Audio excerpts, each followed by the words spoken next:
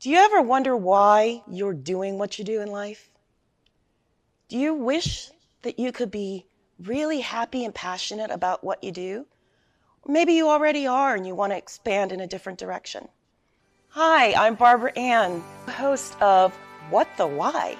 I love what I do. A lot of that has to do with my story, my journey to this point in life. And guess what? Everybody has a story. So please join me for conversations with leaders from all walks of life about what they do, and more importantly, why they do it, how they found their core purpose, their passion, their mission in life. And if you're looking for your own, maybe you'll get some great suggestions on how you too can find your why.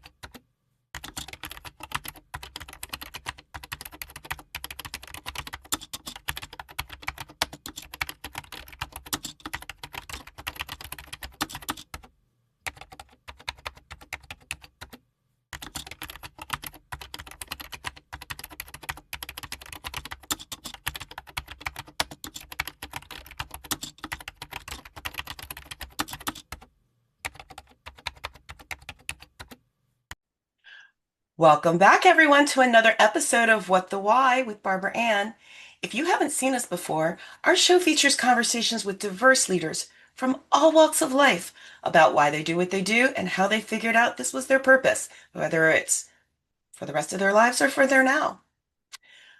Whether you're sick and tired of feeling sick and tired, or you feel stuck and you want to get unstuck in your life, your job, your career, your company even. All of our guests have something similar in common with you. At some point, they felt stuck or unstuck, or the fear of change was bigger than the fear of staying the same, and they decided to do something about it. And today's guest is no exception to that. I'm really excited to introduce you to Danielle. Danielle Young is an amazing person, and I knew that the minute I met her. Uh, she's a domestic violence survivor. And interestingly, I think she does more than survive. She thrives. She turned that into becoming a master certified life coach. She's a certified nervous system trainer, certified self-inquiry coach. And interestingly, as a trauma-informed coach, I was fascinated to learn that there is a trauma-informed yoga instruction certification. So she's a trauma-informed yoga teacher with over 15 years of experience. She helps women heal from trauma, rebuild confidence, and create emotional independence. And through Inspired Action Wellness, her company, social media, speaking engagements, and a newly launched podcast in January, she provides tools and strategies for women to break free from survival mode and take control of their lives. Whether you're a woman or a man or another person who supports women in this struggle, you are really going to want to hear what she has to say. So without further ado, please join with me in welcoming Danielle Young to our show. So round of applause. Yay! Welcome, welcome, welcome. Thank you so much. And so we're super excited to have you here, even though we're a little jealous. For those who don't know where Danielle is, it's going to be 90s this week. And at the time that we're recording this episode, oh, I'm in 2 feet of snow here in New Jersey. So it's a little bit jealous about the location, but super excited to have the conversation. And thank you all who tune in regularly for watching us. And as you know, we've asked every guest for 5 seasons the first very same question. Danielle, I don't imagine, especially based on your journey, that you thought you would be doing what you're doing now growing up. So what did little Danielle want to do when she was a child? Oh, little Danielle wanted to do a lot. Uh, Little Danielle was very ambitious. So I grew up in the 80s. I'm a Gen Xer, born in the 70s, grew up in the 80s. Yep, we're the best. When I was about 4 or 5 years old, my very first ambition in life was to be a solid gold dancer. And I don't know if you remember that show. Of course. It was the best show on television aside from The Muppet Show. And I wanted to be on that show so bad. But I think it died out in like what, 87 or 88, somewhere around in there. Didn't last for very long. And then I wanted to be a lawyer. I wanted to be an attorney. I went through my whole childhood, middle school. I even wrote to Yale when I was in eighth grade and asked them what their requirements were for me to get into the school. I was on that track. And life happened. Yeah, And so no, if you would as have a, told me back then that I was going to be speaking around the world about domestic violence and what I went through, my transformation story, what I'm doing now, no, I would have never believed it. and I think that there are others that do the kind of work that you do that would empathize and relate and validate that and say, oh, of course, nobody chooses this path. Yeah, Um, and fortunately, you've been able to turn some real serious gifts in the darkness into um, not just gifts for yourself, but for others as well. So, to the extent that you're comfortable, let's talk about how you went from that little girl who was brave enough to reach out and say, how do I get into your law school? To where you are now, helping people with through multiple modalities move through this trauma that they've experienced in their lives. sure. So when I was in high school, I was on the pre-law track. I was an honor student. I did very, very well in school. And um, I had pretty much figured that I could not afford Ivy League. So I was going to move to California. I was going to go to USC. I was going to, do the whole thing there and then maybe eventually go to um, either Harvard, Yale, Stanford or maybe even USC Law. Who knew? Um, and when I got close to the end of my school year of graduating, that is when I met Stupid, who was my abuser. I was 18 when I met him, completely and totally infatuated with him because he was 10 years older than me. I had never had a boyfriend. No, no boy had ever looked at me as anything other than a nerd. And I didn't have those traditional experiences growing up. I never went to prom. I never, like, I just didn't have those experiences. My dad had left when I was 6. He was in and out of my life until I was 6, and then he just left. So I had that kind of void in my life. Grew up with a single mom, and who's great. My mom was my best friend growing up. She did the best that she could, but I was looking for that feeling of being loved because I didn't know what that felt like. So when he started paying attention to me, I fell for it. I started, really like going all in.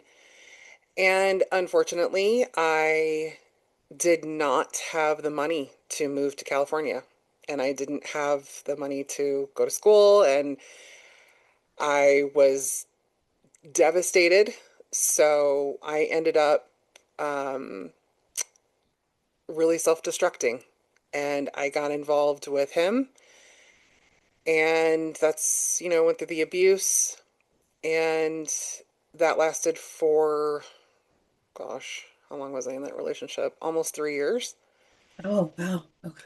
Yeah. Um, Walked away from it one night after um, a very violent evening with a 3-week-old baby. and I never looked back. I went through incredible depression. I had my daughter. She was 3 weeks old. So there was postpartum depression going on there. Didn't even know that I had that. There was almost being killed by my abuser. There was all of the abuse that went on. I had no money. I had no job. I was not allowed to work. I was not allowed to have my own money. Um, and I went from that to what do I do now? And it was this such an incredible shift for me because not only was I dealing with now I have to rebuild my life, but I was dealing with this with where I just came from and all kinds of stuff was running through my head.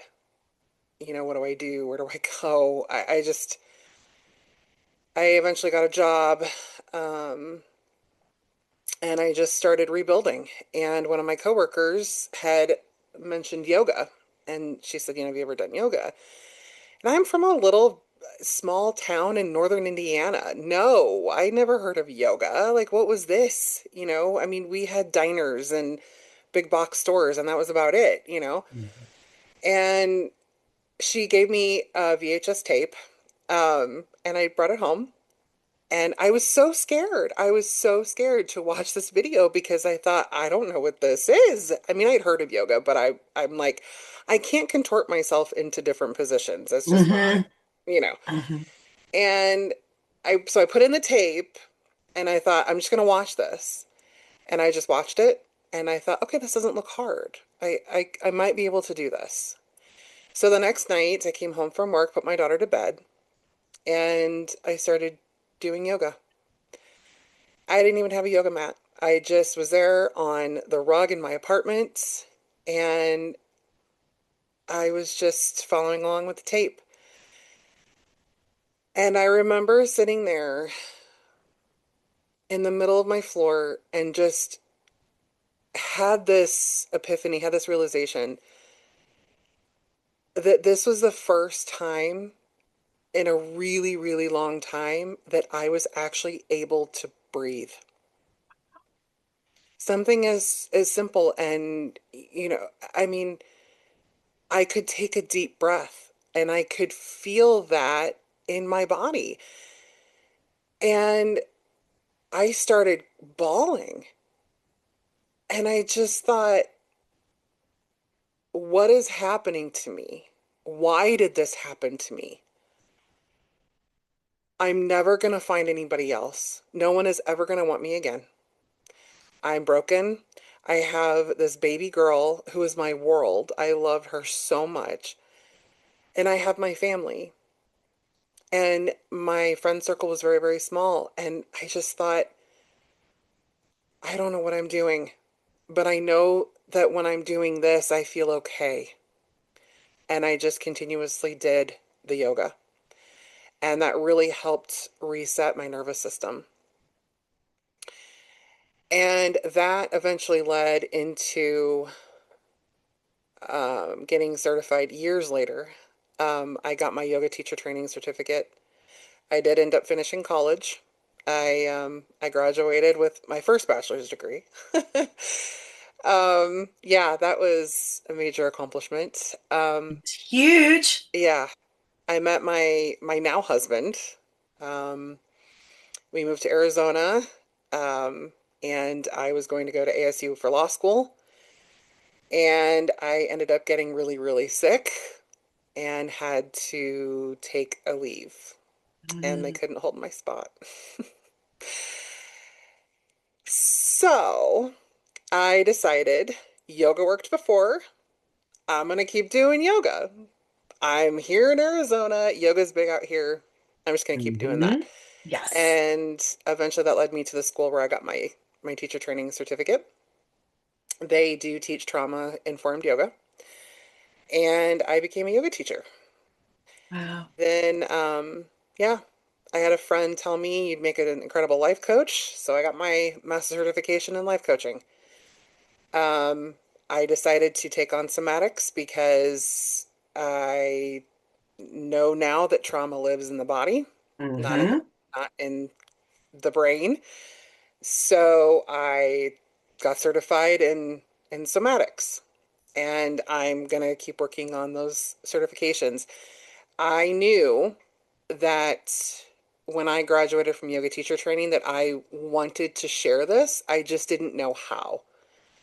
I didn't know how, I didn't know where, and I got into a mentorship program, and that was for self-inquiry, based on Byron Katie's The Work. And I met really good people there, and I got certified in that. And I started doing that, holding those sessions. And I just thought, I'm going to wrap all this up, and we're going to package this. And I had a friend, it's the same friend that said I would make an incredible life coach, was like, you should really tell your story. That's how I'm here. Absolutely. And I'm so glad that you are here telling your story because there are pieces of your story that so many people, and I say people, because interestingly, as a coach, and you may have encountered, I know you specialize in women, but I've encountered this in men as well. Yes, Whether it is, absolutely. whether it has been in heterosexual or same-sexual relationships that have Yes. experienced this, and there's so much shame associated with it, Yeah. and that because of the self-judge, and there, it's especially for those that are as they move up in leadership roles, it's even harder for them to admit that they have this. Yeah. And so this comes up a lot. And so for all of you who are watching, some of you who have told your stories, others who I know are watching, we're gonna make sure we're gonna have again information at the end that you can contact or you can reach out to Danielle or you can reach out to Purposeful through Danielle. We can forward you for information, more information about domestic violence and how that affects people because it doesn't happen overnight. No. It's a burning, it's almost like a friend of mine who has since passed referred to it almost like a boiling frog syndrome, Yes. where you don't realize it until it's that bad. Yeah. And I skipped over quite a bit, in going from point A to point B. Sure. Yeah, I mean, I went through years of hiding. I mean, after I left, he stalked me, he harassed me. I mean, I moved across the country to try to Mhm. get away from him and went into hiding. So, starting to speak out, I really had to look at, why am I hiding? Why am I so afraid to speak? And it all went back to, because when I did, I was punished for it. And when I started admitting and being vulnerable about how I was feeling and about my emotions and about what I was going through, I started noticing that given the right environments, I was encouraged to do that. With him, no, you don't show emotion. If you cry, you're ridiculed. You know, and it I paid for that. So learning how to turn shame into strength is so incredibly powerful in this work, because we're so it's just so ingrained from the abuse that we just stay quiet. Mhm. And no, we need to speak up, because it's an epidemic. Domestic violence cases since the pandemic started are up an incredible percentage. Yep. And you're right, this isn't just women, there's also men involved in this too. Mhm. And the more that we stay quiet, the more that things will stay the same. Yes. And so Yeah. when we speak out, when we find that strength and courage to speak out, we're not only helping ourselves, we're helping other people. Hmm. And that's exactly why I'm doing this, because there are more women out there like me who sat back and thought, how in the hell am I going to do this? Yep. I don't know how to leave. I don't have anywhere to go. I have no money. He stalks me. He harasses me. What do I do? Yeah. What do I do? And so my mission is to just spread the hope. You can get through this. Yeah. And there are some amazing resources out there, and we're here to talk to you. But yeah, I've worked with some folks that have had some real horror stories, Yeah, and lived to tell, fortunately. yeah, And so I want to go back to that moment where you got the courage, because there's people that are watching right now. A couple whom I coach, I'm not going to call you out, and they're afraid, whether it's they don't want to be saddled with alimony because they're a primary wage earner, whether they're male or female, okay. whether they it's about appearances and the perfect Mm, life, the yeah, highlight reels that they've put out there for everybody that yeah, would then be exposed as not being what most people thought. It takes courage to step up and say enough is enough. yeah. So how did you, with a 3-week-old daughter, find the courage? Because there's others, including my niece, who was actually murdered by her abuser.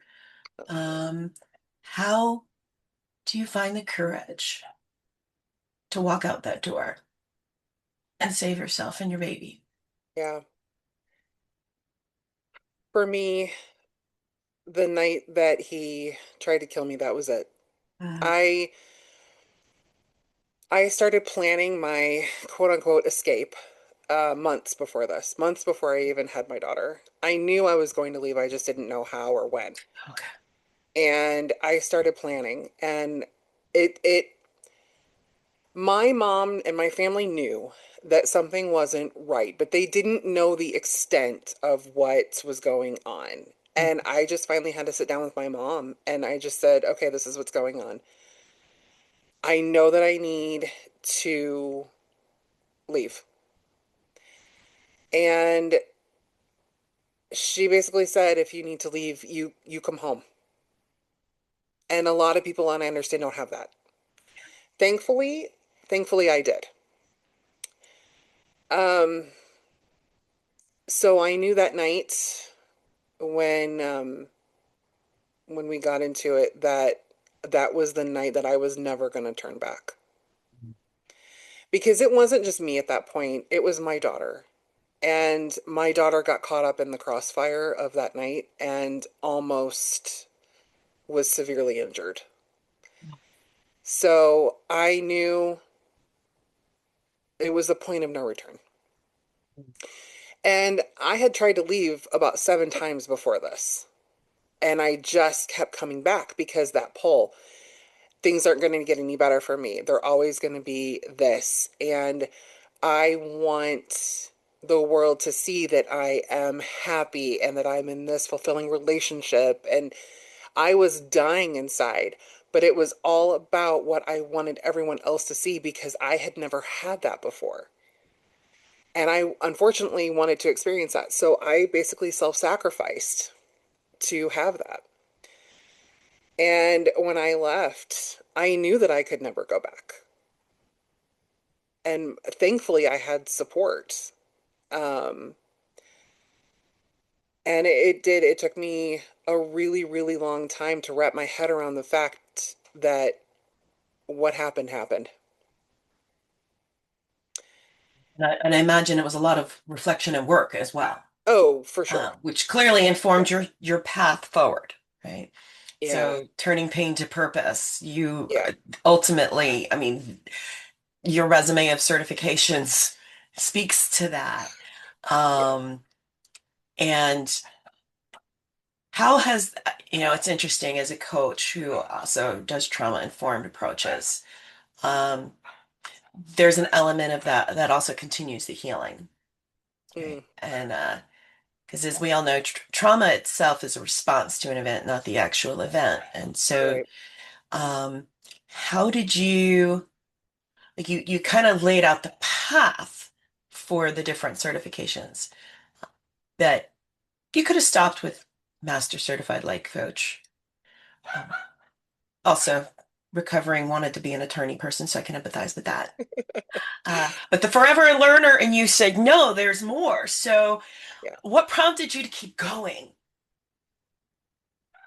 just that I will never stop learning. I'm a learner. And when my brain goes quiet, that's when I feel like I'm dying.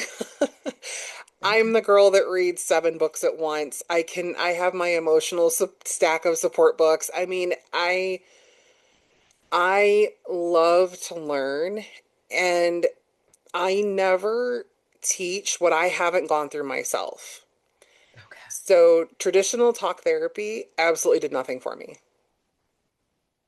It did nothing. Now I know why. So it was in that, why doesn't talk therapy work?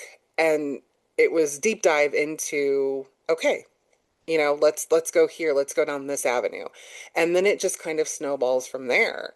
And I mean, I read The Body Keeps the Score, Bessel van der Kolk, and I am so in love with research and data. And I thought, okay, I'm going to go down this route. Okay, there comes the somatics. I already knew yoga worked for me. Now the somatics work. Then with the self inquiry, I had a health coach set me up with that. She's like, you should go see this person, this lady who does this. And so I had a couple appointments with her, blown away, started getting certified in that. She held a mentorship. It was like everything just sort of culminated from things that I had tried and that worked. And I thought, okay, I know this probably isn't a one for all, like an all for one solution, but we already know the basics. So I'm just going to expand on that.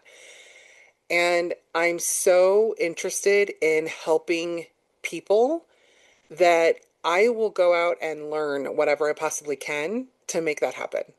And because, there isn't just a one size fits all answer. So I want to have so many tools in my toolbox that when I have a client come in and, I want to be multi-versed in lots and lots of things. And I do feel like I've gotten that transformation with my clients because I am so versed in lived experience and the certs and, the things that I've gone through personally and what I know about the body. I mean, my second degree is in biology. My first degree was in psych. So I am very familiar with neuroscience, with how the body works and with how the mind works. And I love that so much. So anytime I can expand on that, I'm good. Which is awesome. Yeah, and I agree with you. And hopefully one of our upcoming guests is going to talk a little bit more about this even as we speak. Um, I started doing sound, doing a lot of work with body Yep. scan and AO scan and Solex and sound healing. And it all works together, Yes. which is one of the amazing things about science and the fact that we're all energy and atoms. And yes, it does. It absolutely resides in our body. Um, so getting all these certifications is still different than entrepreneurship. Oh, yeah. And so, whether it's when you're deciding to launch your own podcast or even just having your own company, what prompted you, or let me reframe that. Where did you find the courage to be your own boss?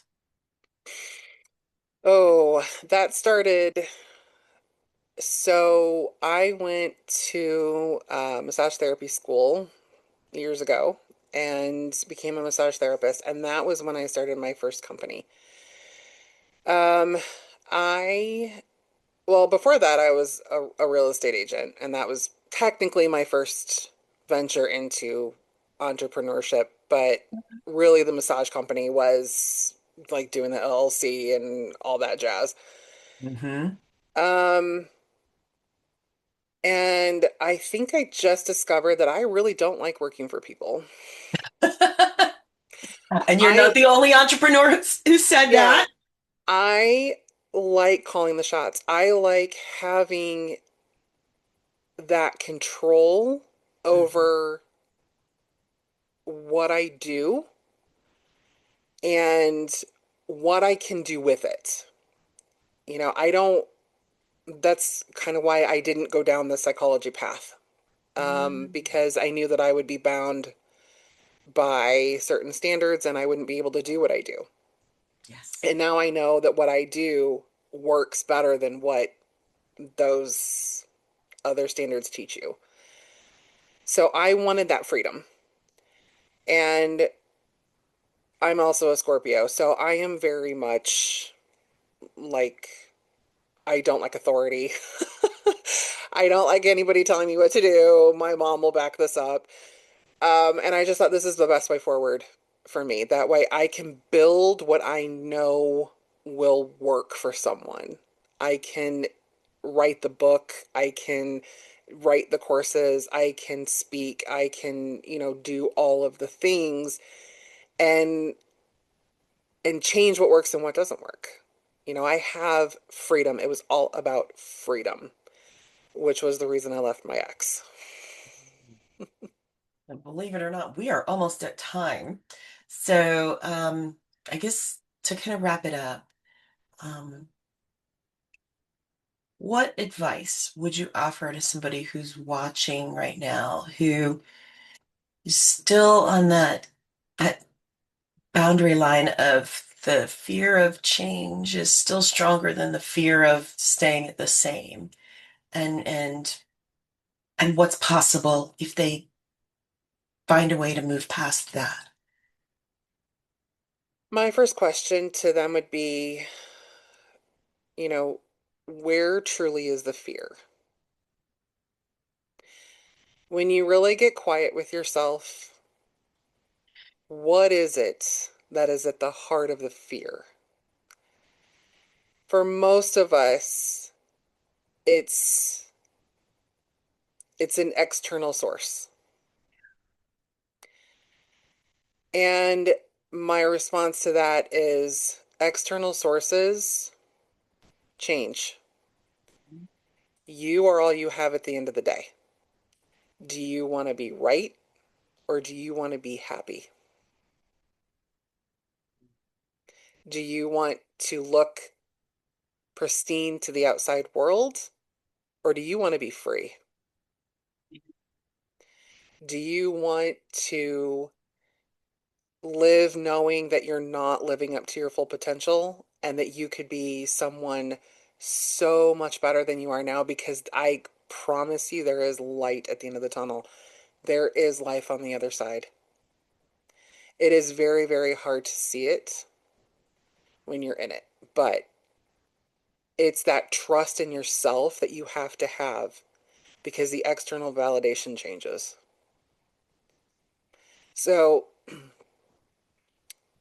figure out where the fear is coming from, get to the true heart of why you're so afraid, and decide really what you want for yourself, and then go. Awesome. Danielle, this again, I wish we had more time. Maybe we'll have you back. Yeah, Um, I'd love and to. it, we'll make sure that there's information that's also available, because we do know people watch in other countries. So one of the best ways to get to resources is to reach out to you because I know you can also help them connect with that as well as with the work that you do. Um, we're going to have your contact information available in the comment section below, either the recording or the video of this podcast on whatever platform you happen to be listening and or watching it on. But for those who are listening or watching now, what is the best way to reach out to you? Best way is through my website. It is inspiredactionwellness.com, or Danny at inspiredactionwellness.com. That's my email. Awesome. Again, thank you so much. And your podcast, what's the name of your podcast? My podcast is called Fine, I'll Talk About It. And it's on Apple, Spotify, YouTube, Amazon Music, and iHeartRadio. Awesome. Awesome. So there you go. Thank you again for taking your time in a much warmer place. One of my business partners used to live in Arizona, had a company there, so I'm sure she's missing it right now. Yeah. But thank you again so much. And for those who are watching, if this is something that we hope, if this is something that you or someone you are experiencing, um, is going, or someone that you know is experiencing, please, please. reach out to Danielle, reach out through me, reach out to resources. Again, we'll post information for the United States, but there are resources in different countries throughout the world that can help you with navigating the different challenges of walking away from a relationship like this. But as you've seen from Danielle, it's very much possible to not only walk away, but to thrive. And also, for all of you who watch and tune in regularly, thank you so much for doing so.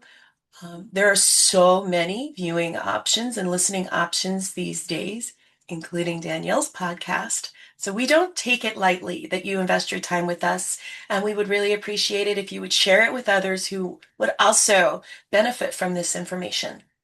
And as always, please remember, whether you're looking to make changes in your life, whether big or small, tune in again for more illuminating and fascinating conversations and informational conversations, really important informational conversations with guests such as Danielle, who overcame whatever challenges lay in their path to find their purpose and live it.